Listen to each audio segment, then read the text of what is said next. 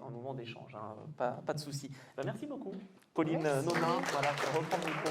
Parfait, merci. De Business France, donc créateur d'opportunités business. Alors j'aurais voulu justement, et bien maintenant m'intéresser, et je veux m'intéresser à l'association Valentin Ahuy et notamment Pascal Bou pour parler du pôle innovation justement de AVH, de l'association Valentin Ahuy. Alors je veux tout savoir. Effectivement, Pascal, alors je passe le micro, il faudrait juste le mettre sur la veste. Moi je m'occupe du micro.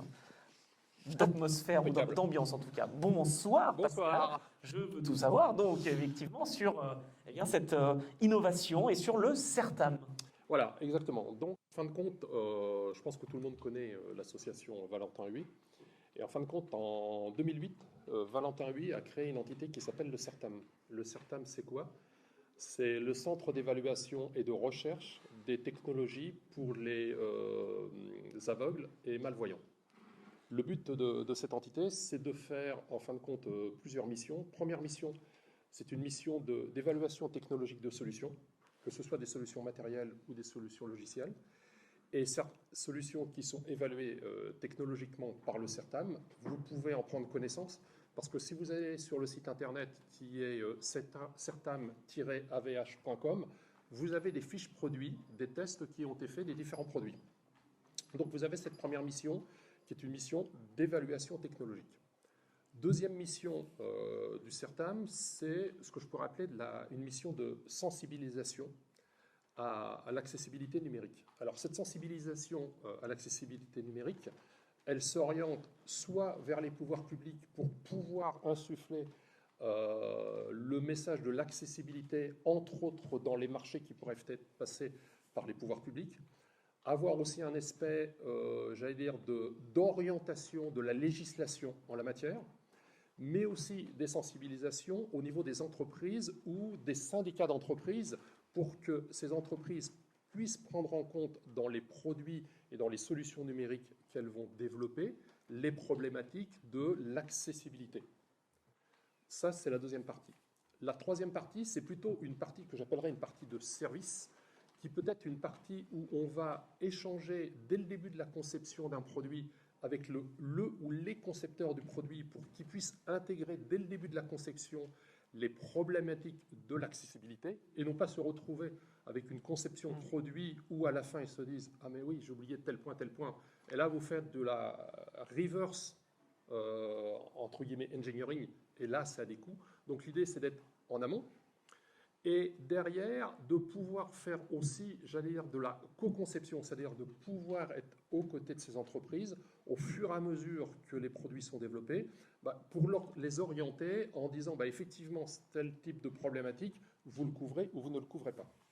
Et puis derrière, vous avez la dernière partie qui est souvent celle qui est demandée, c'est ce qu'on appelle les tests utilisateurs. C'est-à-dire que vous avez une entreprise qui a développé un produit, un logiciel, actuellement, beaucoup d'applications mobiles, beaucoup d'applications web. Et là, l'entreprise vous dit, j'aimerais mettre cette application ou cet outil dans les mains d'aveugles ou déficients visuels et voir comment ils vont réagir. Et donc, il y a souvent des demandes qui nous sont faites d'entreprises qui vont développer de nouvelles solutions ou qui vont actualiser des solutions et qui nous demandent de faire des panels de tests avec des aveugles ou des malvoyants, de telle manière à pouvoir corriger avant de mettre en production. Ah, intéressant. Ok, donc là, on est vraiment dans l'accompagnement. Là, on est vraiment dans l'accompagnement et dans un accompagnement qui est multifacette, un accompagnement en fin de produit ou un accompagnement en début de produit.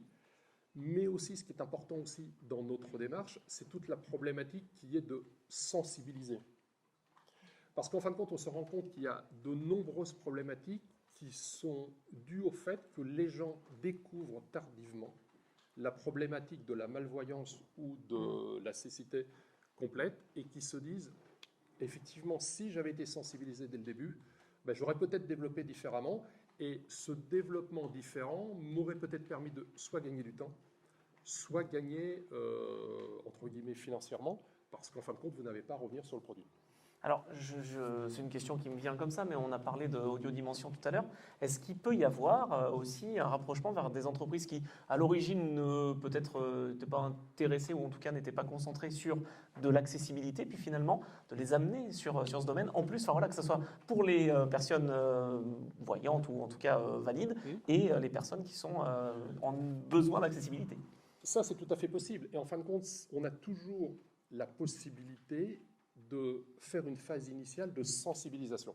Quand on fait une phase de sensibilisation, il y a toujours un couple, un binôme d'un voyant et d'un non-voyant.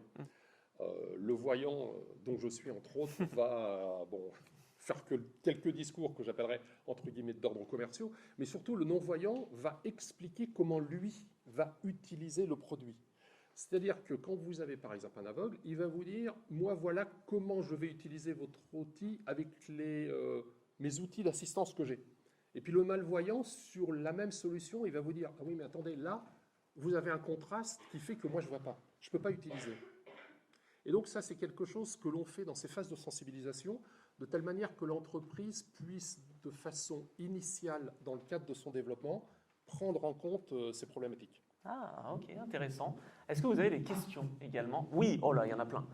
La première. Mathieu. Bonsoir Pascal. Une question qui me vient en vous écoutant. Quel a été l'impact de la directive européenne sur l'accessibilité des produits et services sur l'activité du CERTAM et notamment sur la réaction des entreprises que vous accompagnez? Alors, ce qu'on sent, c'est que les entreprises, c'est triste ce que je vais dire, commencent à se réveiller. Commencent à se réveiller. Ouais, c'est tard. Ça devient positif, oui, c'est d'autant plus tard que certaines directives, normalement, imposent une mise en pratique au milieu de cette année. 28 juin, oui. Exactement. Donc, les entreprises commencent à se réveiller et ce qu'on ressent, c'est que quand on contacte, moi en ce moment, je suis en contact avec 2 grands syndicats professionnels. Autant précédemment, vous pouviez leur proposer des réunions de sensibilisation, gentiment, ils ne vous répondaient pas. Maintenant, ils reviennent. Ils reviennent parce qu'ils ont compris que à un moment donné, ils vont être obligés de le faire. Pourquoi? Parce qu'à un moment donné, il ne faut pas se leurrer, ils ne peuvent pas se couper de ce que j'appellerais la clientèle des déficients visuels ou des malvoyants. Ça, c'est la première chose. Deuxième chose, vous avez de plus en plus des démarches qui sont des démarches d'inclusion au sein des entreprises. Et quand vous allez leur expliquer que inclure leurs collaborateurs, c'est bien, mais ne pas inclure leurs, entre guillemets, consommateurs, ça fait un peu désordre. Donc les entreprises se réveillent. Et donc on sent qu'effectivement, maintenant, il commence à y avoir des demandes. Je rebondis sur ce que vous avez dit. Elle commence à se réveiller. Moi, j'ai tout de même le sentiment, en tant qu'avocat, j'ai quelques clients qui s'intéressent à la question. Et en réalité, il y a une espèce de machine à peur qui s'est mise en route parce qu'il y a des sanctions, des sanctions administratives, voire pénales, si jamais on pousse le bouchon un peu loin.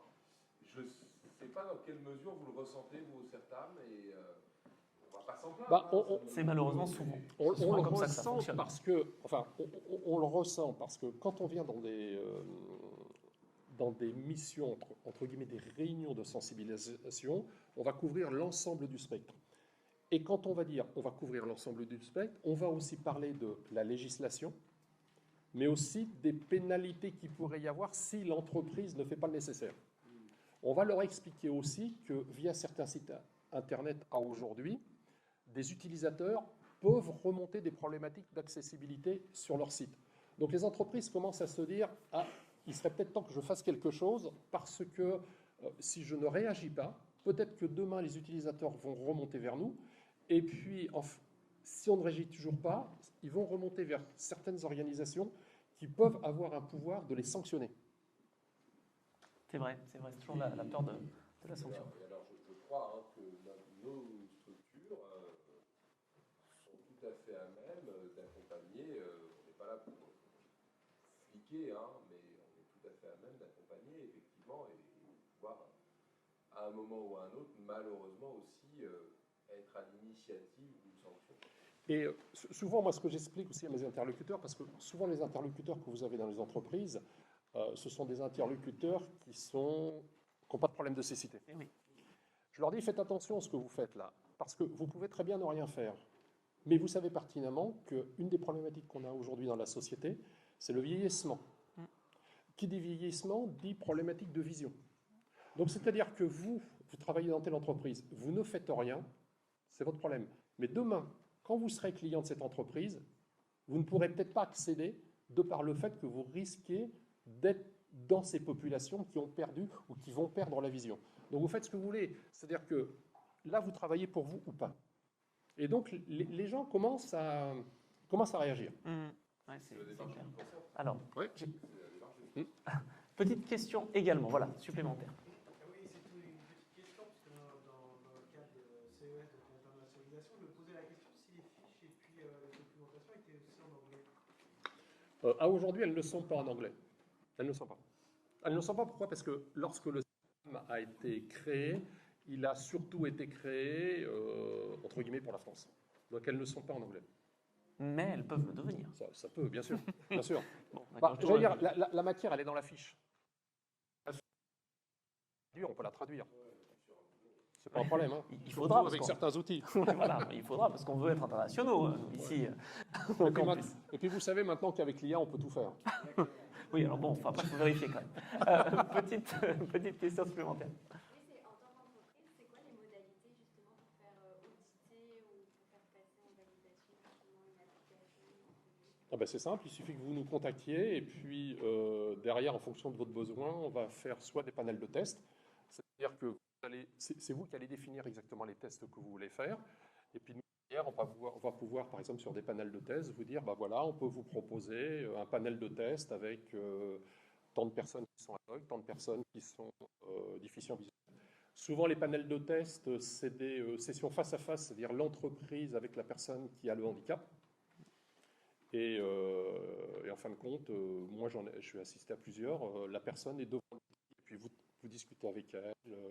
Voilà, nous, on a fait ça comme ça. Est-ce que vous voyez Moi, je me souviens d'une personne qui a testé un site.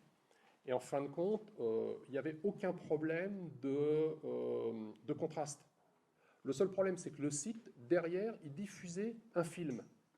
Et la personne était complètement perturbée par le film. Vous voyez? Donc, c'est vraiment un échange avec la personne. J'ai bien compris si je dis que ce n'est pas adressé que aux startups.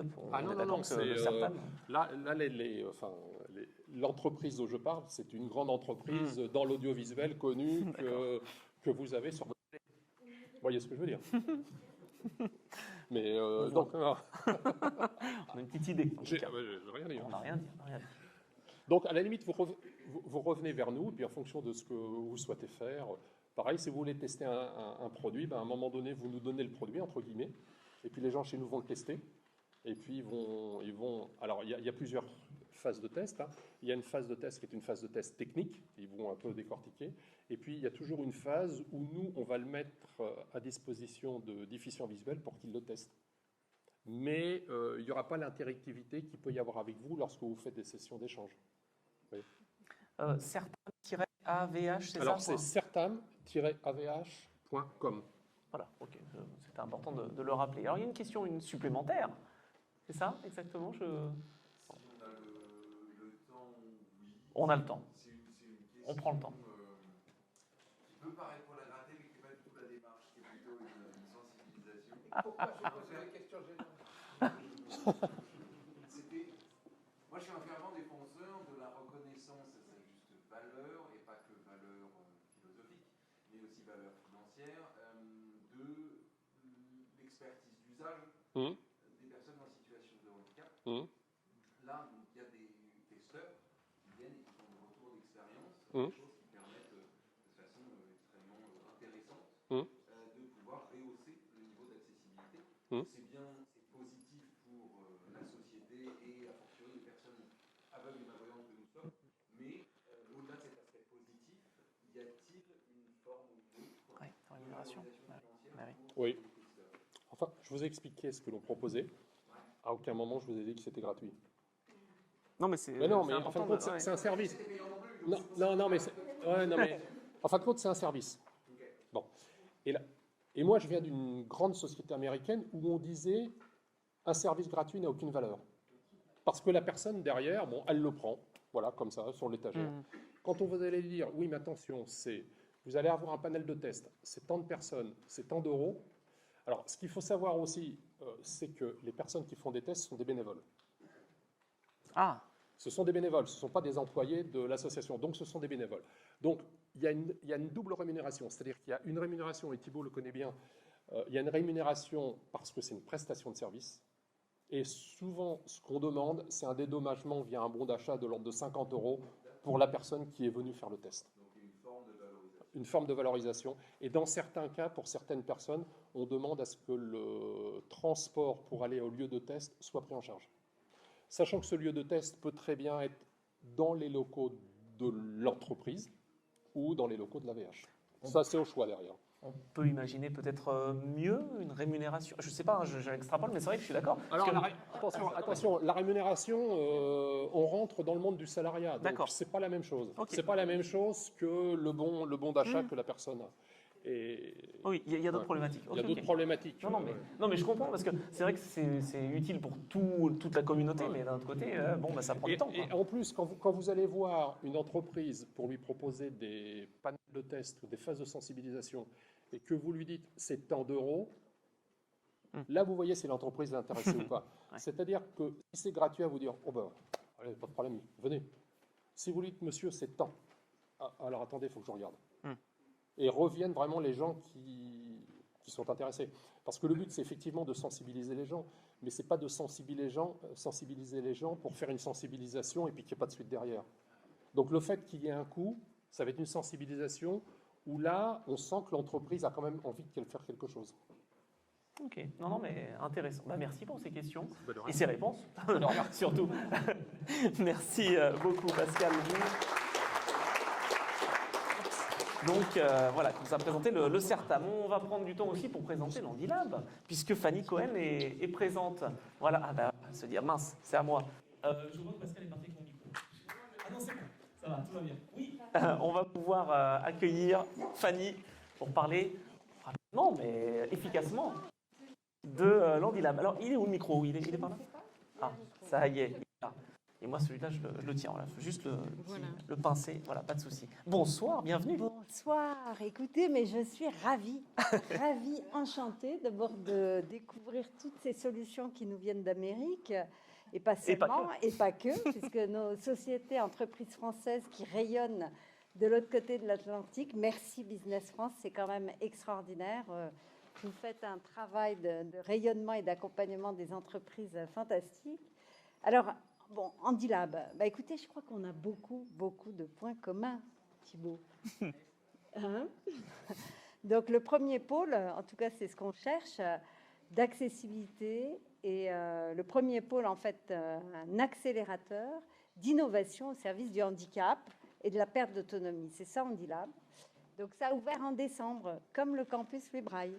Ah. Ça travaille bien sûr avec des startups, comme le campus Louis Braille. Ça veut beaucoup sensibiliser, comme le campus Louis Braille. Mais il y a une vraie concurrence. Non, une complémentarité. Exact. Parce que notre idée, voilà, je vais juste vous dire quelques mots sur qui on est quand même. Parce que ce projet, il est porté par Groupe Fiminco. Et Groupe Fiminco, en fait, c'est une foncière immobilière qui existe depuis 20 ans et qui travaille sur des territoires, beaucoup en Seine-Saint-Denis. Donc, on est à Saint-Denis et sur 13 000 m², donc c'est très grand. Donc, venez tous. Et si vous voulez, la foncière, le métier de la foncière immobilière, c'est vraiment de créer des écosystèmes.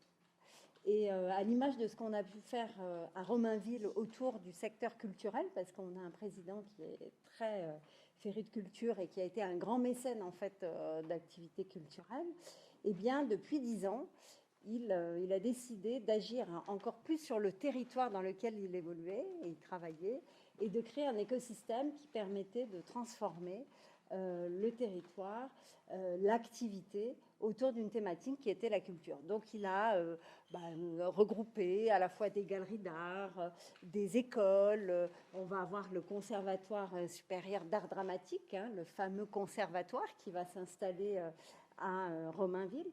Et puis voilà, et fort de cette expérience, en fait, après quelques rencontres assez exceptionnelles, à travers notamment une expérience de Cécifoot, mais pas que, avec aussi des rencontres autour des innovations, de sons directionnels qui étaient plutôt utilisés dans la culture. Eh bien, il a eu l'idée, qu'il a évidemment échangé avec pas mal de monde, de faire se rencontrer le monde de l'innovation et du handicap, et notamment autour quand même des enjeux de business et une approche très création de valeur, et le handicap comme levier aussi de création de valeur, pas seulement symbolique, mais économique. Et c'est vraiment là le positionnement de Handilab. Comment autour de ce sujet, eh bien, on reste des catalyseurs, hein, on n'est pas des experts. On n'est pas des experts, mais on cherche à rassembler et à fédérer autour de ce lieu eh bien, des startups. Il y en a certaines qui sont là, merci. Aussi Sylvain, bravo, les pionnières. Et donc, bien sûr, on a des partenariats. Hein, notre méthode et notre manière, notre approche, c'est vraiment de nous appuyer sur des partenariats. Donc, on va développer de la sensibilisation avec des partenaires académiques. Évidemment, autour de la table, on a aussi des grandes entreprises, parce que c'est quand même le nerf, comme on dit, de la guerre. Comment transformer durablement et en profondeur le regard, mais au sein même du milieu professionnel. Et on sait que le monde de l'entreprise, évidemment, c'est le lieu aussi du travail. Voilà, donc c'est intéressant finalement d'avoir à la fois un modèle d'entrepreneur, hein, ou d'auto-entrepreneur avec la start-up, et puis le modèle de l'entreprise comme monde du travail.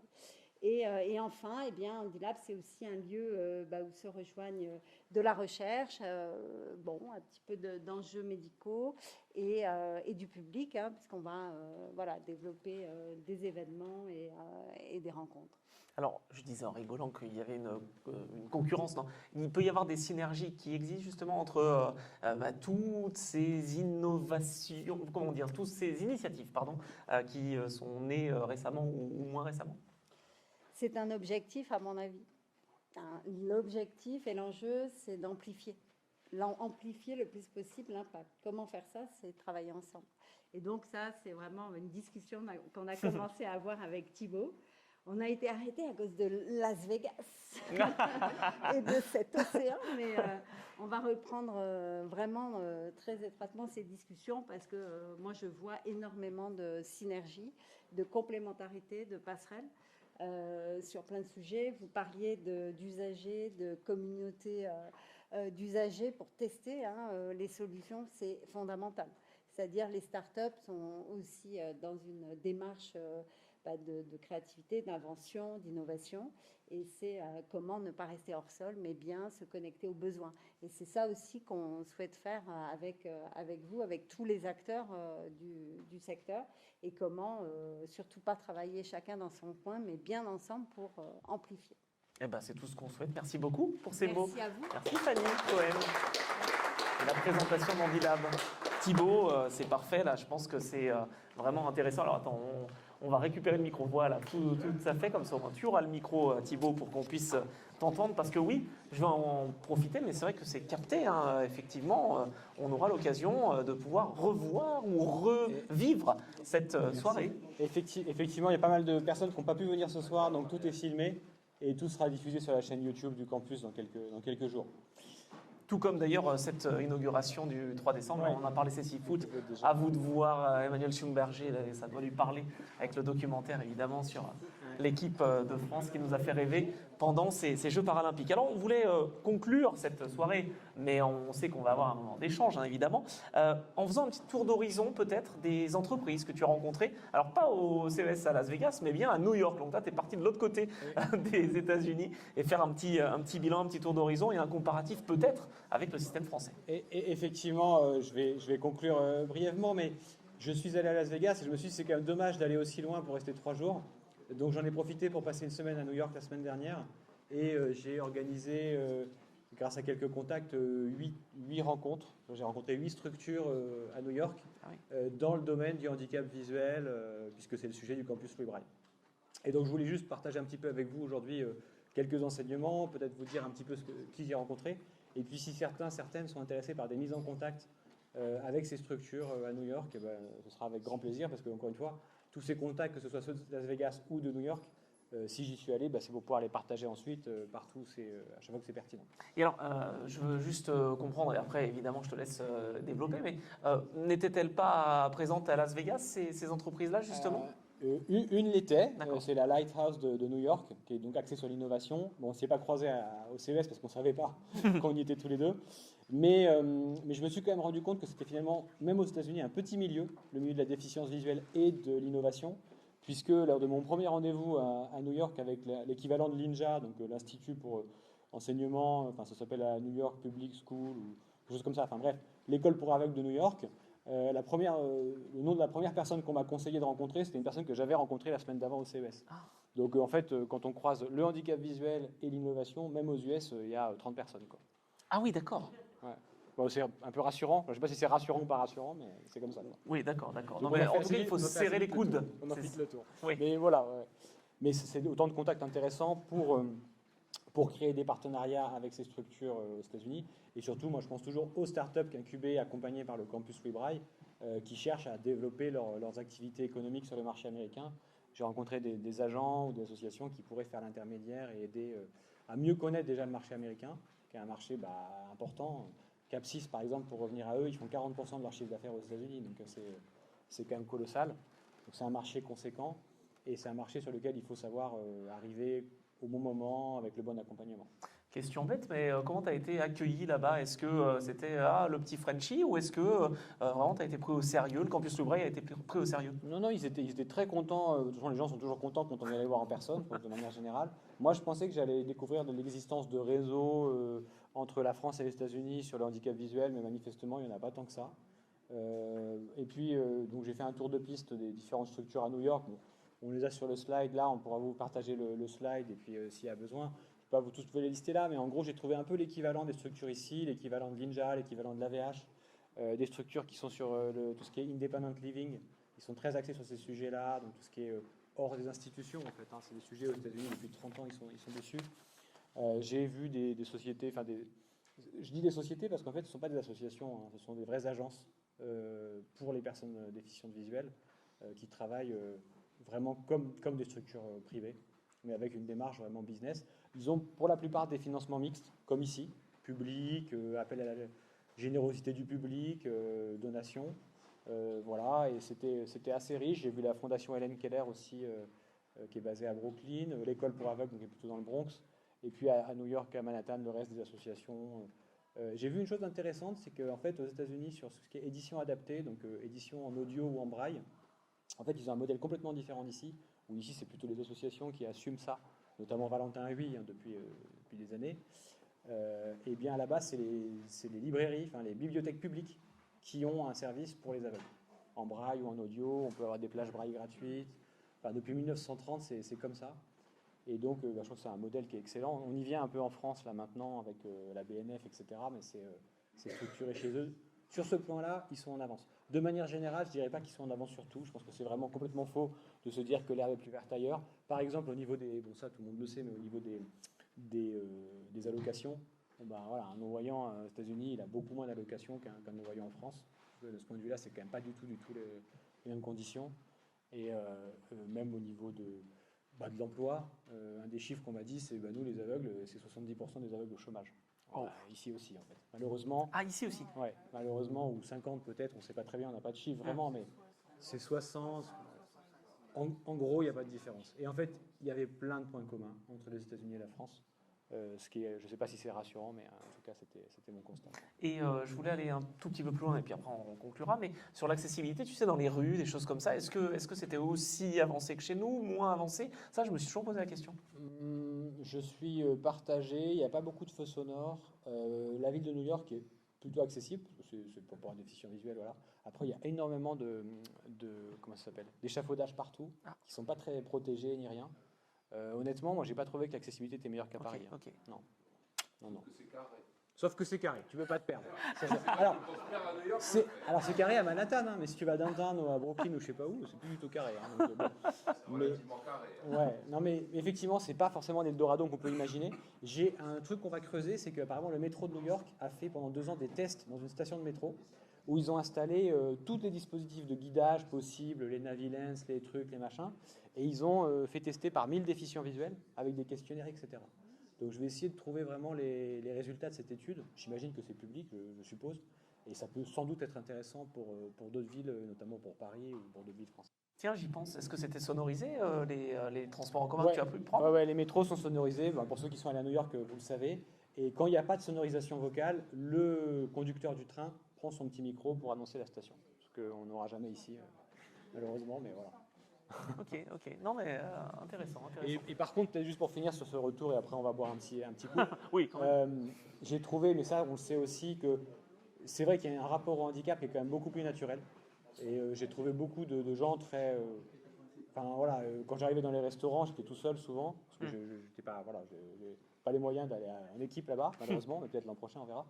Bah, les gens étaient très à l'aise par rapport au handicap, ils me demandaient si j'avais besoin d'assistance, etc. Enfin, c'est vrai que c'est quelque chose que j'ai pas à Paris. Il faut plus demander. Plus de proactivité sur la relation au handicap qui est moins, je trouve, plus simple. D'accord. Est-ce que vous avez des questions à poser à Thibaut comme ça, et puis après on pourra échanger autour d'un petit verre, ou est-ce qu'on a été complet et précis? Prochain rendez-vous du campus Libraille. C'est une bonne question, Gilles. Oui. Alors la date du prochain événement elle n'est pas encore fixée. Aïe. Ce qui est sûr, c'est qu'on aura l'anniversaire du campus des 1 an qui aura lieu le 3 décembre, ça c'est sûr. On Il y anticipe, aura là. probablement une journée innovation en novembre, justement avec des étrangers, donc on va planifier bien à l'avance pour pouvoir faire venir des gens de l'étranger. Et puis évidemment, il y aura d'autres événements d'ici novembre, mais on ne sait pas encore précisément. Moi, je vais retourner aux États-Unis au mois de mars pour aller à un salon et pour rencontrer quelques entreprises, mais c'est bon, c'est pas un événement ici, mais il y aura. On va aller en Espagne aussi le mois prochain, voir la ONCE, une très grande association pour déficients visuels en Espagne. Et puis il y a un événement à Glasgow aussi avec le RNIB, qui est donc la grosse association au UK, le handicap visuel. Donc, on aura une délégation à Glasgow en mars. Et puis il y a l'Assemblée générale de l'Union mondiale des aveugles au Brésil en septembre, à São Paulo. Voilà. Donc gros programme de déplacement cette année. Ok. Il y aura des événements aussi à Paris, ici à Duroc, hein, pas juste... Comment ? Et le 11 février, il y a beaucoup d'événements, puisque comme vous le savez sans doute, le 11 février, on fête les 20 ans de la grande loi du handicap. Et il y a pléthore d'événements. Fanny, tu me disais, il y a un événement au Handilab, il y a un événement ici, organisé par le G500, il y a un événement au Sénat, il y a un événement au CESE, et il y a un événement à Station F sur l'intelligence artificielle, donc moi je serai à Station F. C'est pas que le handicap m'intéresse pas, mais la tech m'intéresse encore plus. Oui. Les deux sont liés, on l'a bien vu avec le CES, évidemment. Merci beaucoup Thibaut pour ce retour d'expérience. Il y a peut-être, si quand même, 2 petites questions. Allez, la première, tout droit devant moi, mais tu ne sais pas évidemment, mais juste, allez, je me souviens plus de ton prénom, je suis désolé. Voilà, merci Arthur, à toi. Petite question, l'idée me venait en tête quand tu parlais des différents déplacements. Il peut y avoir parfois des clubs d'entrepreneurs où ils proposent à leurs adhérents. Je vais encore attendre un peu pour la fin. Je pense que c'est Candelight, non? C'est ça? Non, c'est les... D'accord. Il y a des clubs d'entrepreneurs qui peuvent proposer à leurs adhérents de pouvoir participer à un espèce de voyage un peu initiatique à la rencontre de certains partenaires, etc. Je me souviens notamment dans une boîte où je bossais, où on était allé avec Spotify dans le nord d'Europe, etc. Ouais. Est-ce que ce type d'activité serait intéressante à proposer au vivier dans le campus Libraille? Mais complètement. Enfin, donc, quand je le disais, après il faut qu'on en parle avec les startups. On a des rendez-vous bientôt pour comprendre un peu les besoins des startups accompagnés. À partir de ça, je pense que c'est important. Moi, j'ai la conviction que la dimension internationale, pour les raisons que j'évoquais plus avant, est très importante. Donc, grâce au CES, grâce à Business France, grâce aux agents qu'on peut avoir sur les différents marchés internationaux, spécialisés en handicap visuel. Je parle vraiment de spécialité. Mais grâce aussi à tout ce qui est diplomatie économique. J'étais ce matin au ministère des Affaires étrangères pour rencontrer des gens de la diplomatie économique. Eux, ils sont très partants aussi pour effectivement nous aider à organiser des déplacements et avoir les contacts dans les ambassades quand on a besoin d'aller dans un pays. Par exemple, au mois de mars, ils vont me mettre en contact avec l'ambassade à San Francisco, enfin le consulat, parce qu'effectivement, il y a une diplomatie économique assez importante à San Francisco, à Los Angeles aussi. Ça, c'est des leviers qui sont hyper importants à activer aussi en temps voulu. Et en plus, la diplomatie économique, c'est gratuit. Ce n'est pas des choses qui sont facturées pour les entreprises. D'accord. Petite question, effectivement. Thibaut, quand tu as été à New York, tu as rencontré les différentes structures. Est-ce que tu as parlé des innovations françaises? Et si tu en as parlé, est-ce qu'il y avait un intérêt pour les innovations françaises? Est-ce qu'ils sont ouverts sur d'autres innovations qui ne seraient pas aux États-Unis?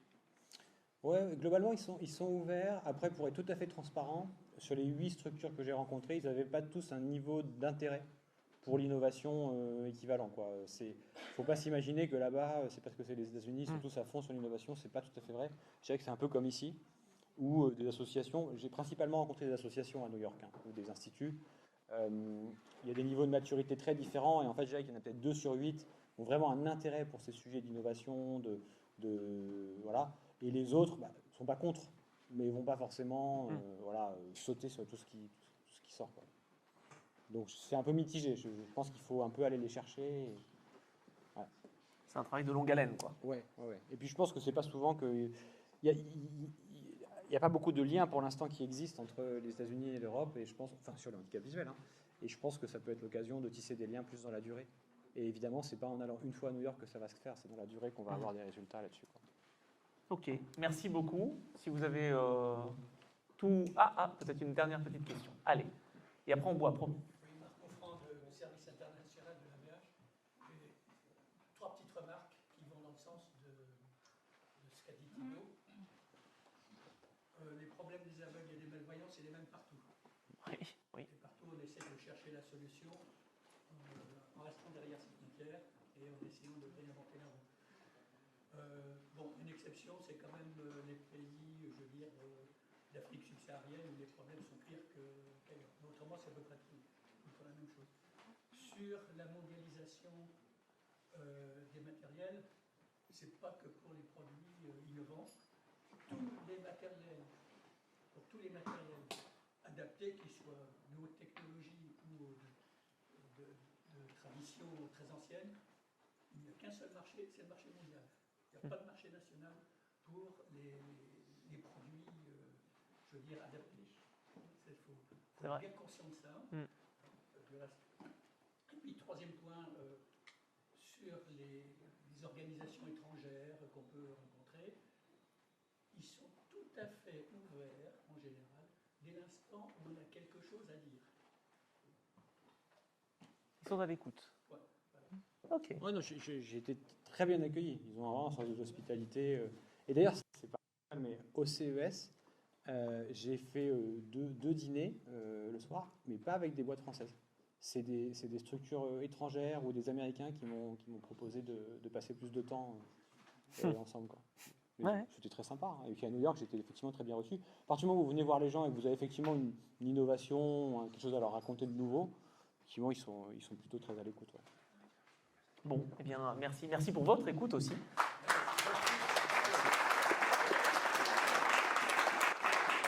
Et puis merci Thibaut pour ce retour justement d'expérience. Et merci à toi Anthony, parce que tu as déjà animé le 3 décembre. Et donc maintenant Anthony a pris son abonnement au campus. Oui. Merci. Voilà, avec grand plaisir. Beaucoup bonne soirée. Autour d'un petit verre, voilà, dans quelques instants.